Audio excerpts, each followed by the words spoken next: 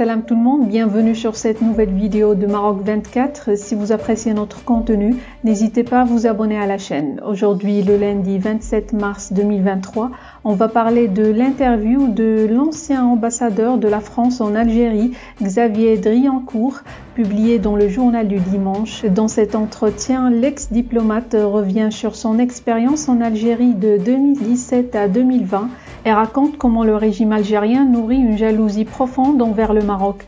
Restez avec nous pour plus de détails dans cette revue de presse tirée du quotidien L'Opinion et du site d'information barlaman.com. Après avoir achevé son mandat, l'ancien ambassadeur de la France Xavier Driancourt ne semble pas avoir gardé un bon souvenir en Algérie où il représentait son pays de 2017 à 2020.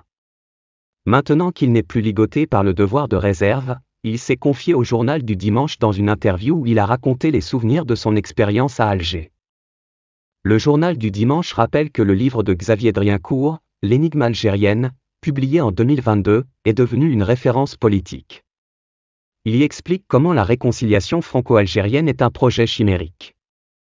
Xavier Driancourt a livré une autopsie sans conteste du régime algérien. Le régime a montré son vrai visage, celui d'un système militaire, formé on l'oublie aux méthodes de l'ex-URSS, brutal, tapi dans l'ombre d'un pouvoir civil, sans doute autant affairiste que celui qui l'a chassé, obsédé par le maintien de ses privilèges et de sa rente, indifférent aux difficultés du peuple algérien.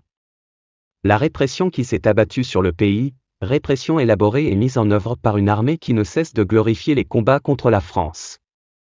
Il explique que depuis des lustres, le discours anti-français est le levain de toutes les campagnes présidentielles, la prochaine est en 2024. À ce titre, il craint que le président Tebboune choisisse de venir à Paris le 8 mai, histoire de rappeler le massacre de Sétif du 8 mai 1945 pour pouvoir encore accabler les Français. L'ambassadeur est revenu sur les rapports entre l'Algérie et le Maroc. Il a expliqué à quel point la jalousie à l'égard du royaume tenaille l'esprit des dirigeants algériens. Driancourt a évoqué une réunion entre le président Abdelaziz Bouteflika et le président Emmanuel Macron, alors fraîchement élu à l'Élysée. Très affaibli, Bouteflika, raconte l'ambassadeur, éprouvait une jalousie excessive à l'endroit du Maroc, dont les liens étroits avec les hautes personnalités politiques françaises l'indisposaient. Il ne supportait pas que les Français aient tant d'amitié pour le roi du Maroc, a-t-il confié. Cette jalousie s'est manifestée au grand jour lors d'une rencontre avec le journaliste Jean-Pierre Elkabbach, où l'ancien président algérien s'est montré gêné par les séjours fréquents de Jacques Chirac au Maroc. On sentait une jalousie terrible, a lâché le diplomate français au journal du dimanche. En effet, les confidences de Xavier Driancourt sur l'Algérie confirment ce qu'avait dit l'ex-président Nicolas Sarkozy dans son livre « Le temps des tempêtes ». L'ancien locataire de l'Élysée a rappelé qu'Abdelaziz Bouteflika ne ménageait aucun effort, lors de leur tête-à-tête, pour l'interpeller sur ses relations avec le Maroc, à tel point qu'il le blâmait pour le rapprochement entre la France et le Maroc. Il n'échappe à personne, le régime algérien éprouve un ressentiment historique à l'égard du Maroc à cause d'un complexe historique qui s'est transformé en une haine viscérale au fil du temps.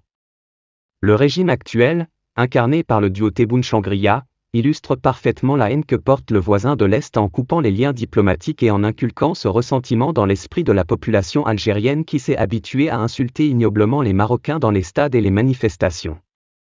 Pour rester informé, je vous invite à regarder les vidéos Maroc 24 qui s'affichent sur votre écran.